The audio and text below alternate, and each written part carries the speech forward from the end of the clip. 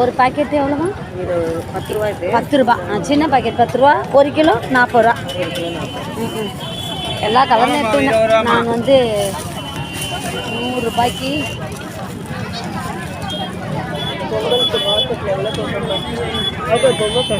என்னது அப்படியா?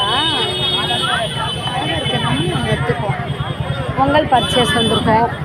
கலர் கோலம் மாவுலாம் வாங்கிட்டோம். அடுத்தது நிறையா இருக்குது சந்தையில், இது மார்க்கெட்டில். இந்த கலர் அழகாக இருக்கேக்கா, மயில் கலரு. இதில் தோற்கே அதான் 10 ரூபாய்க்கு. ஏன் நீங்கள் அவ்வளோ வாங்குறீங்க? நீங்கள் வாங்கலையா? அது இல்லை, அவங்க வாங்குவாங்க. சரி சரி.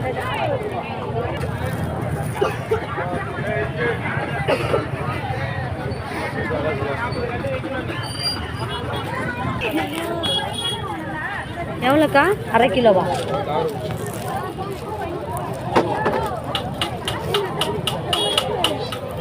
மழை வரப்போகுதுடா, சொல்லுங்கடா. எந்த ப்ளூ? அந்த ப்ளூ, அந்த ப்ளூ. அதான் என்ன இது எடுக்க சொன்னமே உங்களுக்கா? எங்களுக்கு இந்த ப்ளூ 1/2 கிலோவா? எவ்வளோ 1/2 கிலோ? எவ்வளோ வந்து 1/2 கிலோ எவ்வளோ? எவ்வளோவா? 1/2 கிலோ எவ்வளோங்க? 20 ரூபாம்மா. போடுவா? போடுங்க.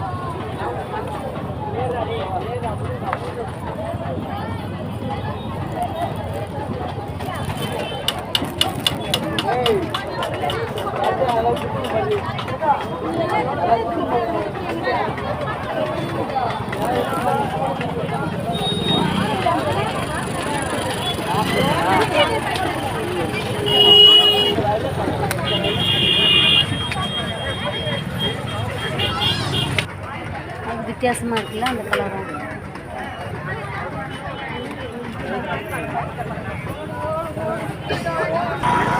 மஞ்சள் கொத்துலாம் இப்போயே வந்துருச்சுக்கா. மஞ்சள் கொத்து ட்ரெஸ்ஸு அப்படியே அந்த பொம்மை எடுத்துகிட்டு போவோம் வாங்க.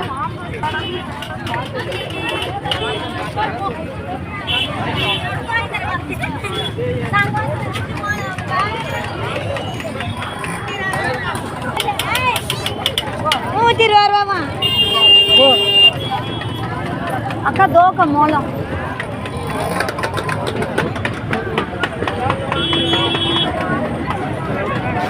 அக்கா தோக்க அக்கா அது பொம்மை. அந்த ஒரே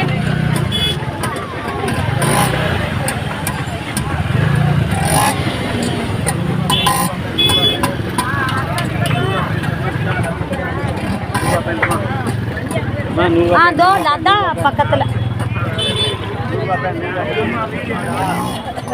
எங்களை எடுங்களேன், நாங்கள் பார்க்குறோம்.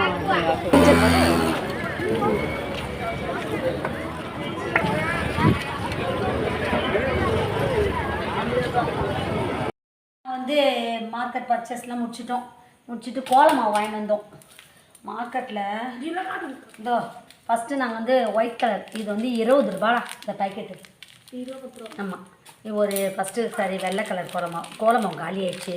அதனால் இப்போயே நான் பிரித்து காய வச்சிடும் கொஞ்சம் பேன் காட்டில் அப்படியே. இது வந்து 20 ரூபா. இது வந்து 1/4 கிலோவும் சொன்னாங்க. இது ஒரு 20 ரூபா. அதுக்கப்புறமா வந்து இந்த கலர்ஸ்லாம் வாங்கினேன். 10 ரூபா ஒரு பேக்கெட் மார்க்கெட்டில். நான் வந்து மொத்தம் 9 கலர் வாங்கியிருக்கேன். எனக்கு வந்து அவ்வளோ கோலம் போட தெரியாது, அதனால தான் நான் வந்து கலரில் கம்மியாக வாங்கியிருக்கேன். இப்போ வந்து நான் 9 கலர் வாங்கியிருக்கேன். 3, 5, 7, 9 கலர் தான் வாங்கியிருக்கேன். சும்மா கரும்புக்கு, பானைக்கு, அப்புறம் என்னது மஞ்சள் கொத்து அதுக்கெல்லாம் வாங்க இந்த மாதிரி வாங்கியிருக்கேன். இப்போ இதை வந்து நான் வந்து தனித்தனி டப்பாவில் கொட்டி வச்சுக்குவேன். இந்த மாதிரி கண்ணாடி டப்பா மாதிரி இருக்கிறதுல தான் நான் கொட்டி வச்சுக்குவேன். அப்போ தான் நமக்கு கலர் தெரியும். இப்போ நான் வந்து ஃபஸ்ட்டு க்ரீன் கலர் எடுத்துக்கிறேன். க்ரீன் கலர் கொட்டிடுவேன். ஏன்னா நாளைக்கு போகி, அதனால் கோலம் போடணும். போகி அதனால் இப்போயே ரெடி பண்ணி வைக்கிறேன். நாங்கள் வந்து குப்பைலாம் எடுத்து ரெடி பண்ணி வச்சிட்டோம்ல, போகி கொடுக்கறதுக்கு இலை, தேங்காய் மட்டை எல்லாம் எடுத்து வச்சிட்டோம். ஃபஸ்ட்டு நான் க்ரீன் கலர் கொட்டிடுறேன். அப்போ தான் நம்மளுக்கு கலர் கொடுக்கும்போது ஈஸியாக இருக்கும். நான் வந்து கொஞ்சம் பிரைட் கலர் தான் வாங்கினேன். எனக்கு ரொம்ப பிடிச்சிது இந்த கலர்ஸ்லாம். எல்லா கலர்ஸுமே மார்க்கெட்டில் ரொம்ப அழகழகாக விற்கிது. இது 10 ரூபா தான். இது போதும் எனக்கு. பெரிய பெரிய கோலம் போட மாட்டேன், நான் சிம்பிளாக தான் போடுவேன். இப்போ இதுக்கு வந்து மூடி வச்சு இப்போ நான் இப்படி வச்சுருவேன், செட் பண்ணி வச்சுருவேன்.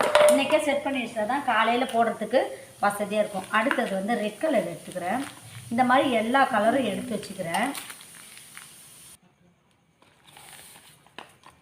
செம்ம அழகு கலர் பார்த்தியா இல்லை? இது அழகு கலரா? அடுத்தது எல்லாத்துக்கும் தனித்தனி டப்பாவில் நம்ம கொட்டி வச்சிட்டோன்னு வச்சுக்கேன்.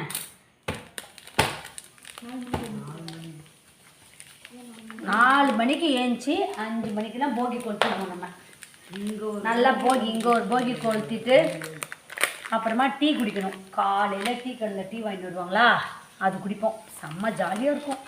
மோளெல்லாம் கொட்டிட்டு நாங்கள் போகி கொளுத்துவோம். இப்போ இதுக்குரிய மூடி இந்த மாதிரி நம்மளுக்கு வெளியில் அப்போ தான் கலர் தெரியும். நான் போடுறது என்னமோ சின்ன சின்ன கோலம் தான், ஆனால் நான் விட்ற பில்டப் தெரிஞ்சுப்பாரு. ஒரே ஒரு பானை மட்டும்தான் தான் வரைவேன் நான். ஒரு பானை, ஒரு 2 கரும்பு, 2 மஞ்சள் கொத்து, அவ்வளோதான். புளி வச்செல்லாம் போட மாட்டேன், வரைய தான் செய்வேன்.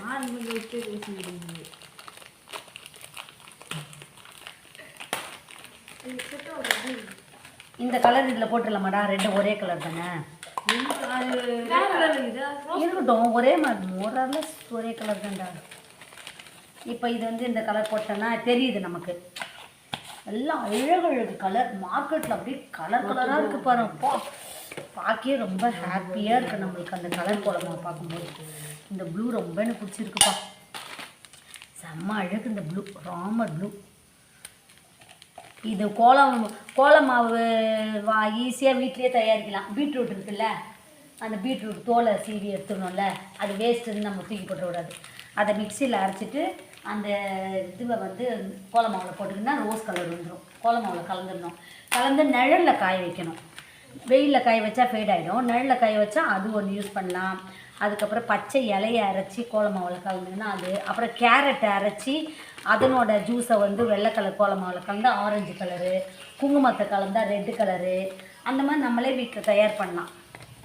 அதுக்கப்புறம் மண்ணில் வந்து வெறும் சாதம் இது கலக்காததை வந்து மண்ணில் வச்சு கலந்தால் அது ஒரு கலரு. அந்த மாதிரி நம்ம வீட்டிலேயே தயார் பண்ண கலருங்கெல்லாம். இன்னும் 3 கண்டெய்னர் பாக்ஸ் வேணும்டா. 3 பாக்ஸ் வேணும் இது போட்டு வச்சுக்கிறதுக்கு. பத்தாதுடா, ரொம்ப சின்னதாக இருக்குடா. சரி, இந்த 2த்துல நான் கொட்டுறேன். இன்னும் 2 பாக்ஸ் வேணும்டா. இன்னும்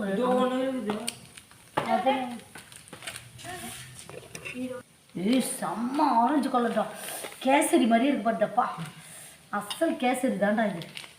இன்னும் 2 டப்பா வேணும்டா இந்த க்ரீன் போடுறதுக்கு.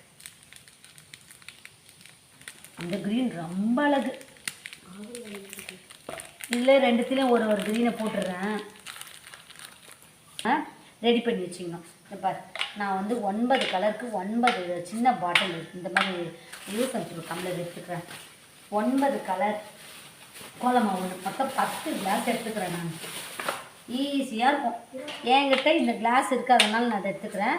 கிளாஸ் இல்லாதவங்க சாதா சின்ன கிண்ணங்கள் இருந்தால் கூட அதை எடுத்துக்கலாம். இப்போ நான் வந்து 3, 5, 7, 10 வச்சுருக்கேன். இப்போ நான் இது வந்து எல்லாத்தையும் கொஞ்சம் கொஞ்சம் போட்டு வச்சுருக்கேன். தரையில் இந்த வாசப்படினா அந்த கலர். இப்போ நான் இதில் ரெடியாக எடுத்து வச்சிட்டேன்னு வச்சுக்கோங்களேன், நாளைக்கு கோலம் போட எனக்கு வசதியாக இருக்கும். அப்படின்னா நம்மளுக்கு இதெல்லாம் கொஞ்சம் காற்றாட விட்டுடணும். ஃபேன் காற்றுலேயே ஹாலில் நம்ம ஃபேன் காற்றுலேயே வச்சிடலாம். அதுக்கப்புறமா இது 2 ஆச்சா, அதுக்கப்புறமா இது 1. நான் இந்த மாதிரி எல்லா கலரையும் அழகாக எல்லாம் ஃபில் பண்ணி வச்சுக்க போகிறேன். இப்போ நம்மளுக்கு கோலம் போடுறதுக்கு மாவு ஈஸியாக எடுக்கலாம்ல, அதனால் இந்த மாதிரி இதில் நான் எடுத்து வச்சுக்க போகிறேன்.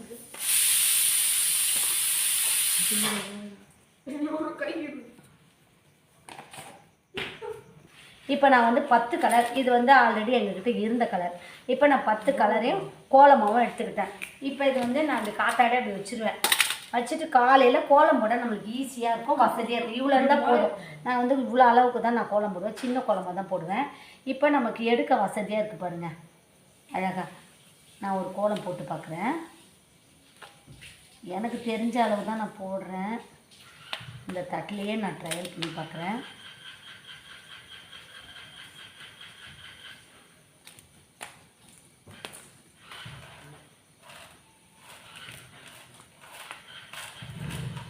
ஈஸியாக இருக்குது கோலம் மாவு எடுக்க.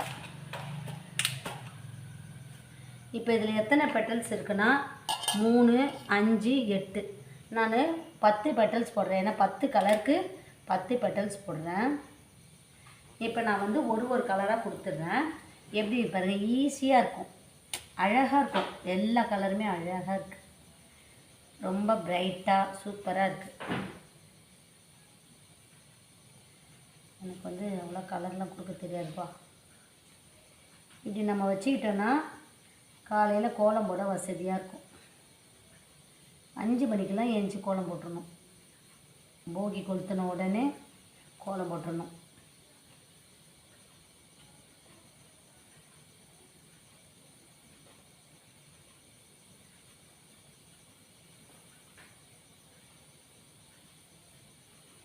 எத்தனை கலர் போட்டிருக்கேன்? 9 போட்டேன்னா 10 போட்டிருக்கேன்ல. 1, 2, 3, 4, 5, 6, 7, 8, 9, 10 கலர் போட்டேன். இந்த மாதிரி நம்ம கலர் போடுறதுக்கு ஈஸியாக இருக்குது. இந்த மாதிரி தான் நாளைக்கு நாங்கள் போகிக்கு ரெடி பண்ணிட்டோம். நீங்கள் என்ன பண்ணியிருக்கீங்கன்றதில் கமெண்ட் பண்ணுங்கள், கமெண்ட் பாக்ஸில் கமெண்ட் பண்ணுங்கள். உங்களுக்கு இந்த சேனல் பிடிச்சா லைக் பண்ணுங்கள், ஷேர் பண்ணுங்கள், சப்ஸ்கிரைப் பண்ணுங்கள். கொஞ்சமாக ஃபார்மாலிட்டிக்கு முந்தைய எல்லாம் போயிடுவாங்க. இது போடுறாங்க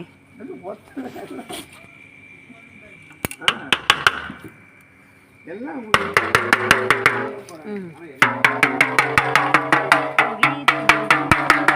இது மேலே அப்படியே போட்டு இந்த பேப்பரை இது தள்ளி விடுங்க. பார்த்துட்டா இது பெருசு.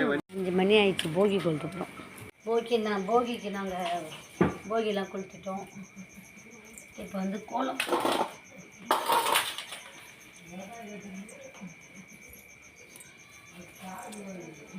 இன்னைக்கு வந்து போகிக்கு தானே இந்த கோலம் போதும். அழகான பட்டர்ஃப்ளை போட்டிருக்கேன் பாரு. பட்டர்ஃப்ளை மாதிரியே தெரியலையா? ஆடா பட்டர்ஃப்ளைடா, பூசணிக்கான்ட்டிங்களடா. இதுதான்டா கோலம் போட தெரியும். பூசணிக்காய் பட்டர்ஃப்ளை அப்படின்னா இது பேர் கோலம் பேர். காலையுமே போகி கொளுத்தியாச்சு, கோலம் போட்டாச்சு, காஃபி போட்டேன், போண்டா சாப்பிட போகிறேன். அப்புறமா தான் வீடு கழுவுறது. நாங்கள் போகி எப்படி கொண்டாடுறோன்றத உங்களுக்கு ஒரு வீடியோவாக போடுறேன். நேற்று மார்க்கெட்டில் போய் எல்லாம் வாங்கிட்டு வந்தேன், கோலம் மாவெல்லாம். இன்றைக்கி கோலமும் போட்டாச்சு.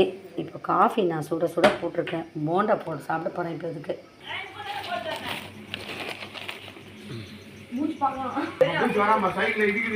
காப்பி எல்லாரும் காப்பி குடிங்க. எல்லா கையிலும் வந்து போகிலாம் கொளுத்திட்டோம். போகி கொளுத்திட்டு முன்னாடிலாம் தண்ணி தெளித்து கோலம்லாம் போட்டோம். போகி வந்து எப்படி வந்ததுன்னா, நம்ம வீடெல்லாம் சுத்தம் பண்ணிவிட்டு வர குப்பைகளை எரிக்கிறதுக்கு தான் போகின்றது. அந்த காலத்துலேருந்து அது மாதிரி வச்சுருக்காங்க. இப்போ நான் வந்து எல்லா வேலையும் முடிச்சிட்டேன். இனிமேல் காஃபி போட்டு குடித்தாச்சு.